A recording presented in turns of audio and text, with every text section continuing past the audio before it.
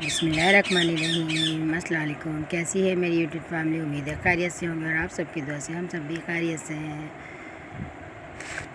ये देखिए फ्रेंड्स, तो आज है 12 रबीउल अव्वल। तो सबको 12 रबीउल अव्वल बहुत बहुत मुबारक हो। जश्न ईद मिलादुन्नबी बहुत बहुत मुबारक हो। वीडियो थोड़ी देर से आ रही है तो जिसके लिए माज़रत। और दिन है जुम्मे का, तो सबको जुम्मा भी बहुत बहुत मुबारक। ये है जुलूस की वीडियो। तो यहाँ आ गई है बिरयानी की देग, जो है आलू छोलों की। तो आ जाए मेरी यूट्यूब फैमिली, किस किस को खाना है लंगर।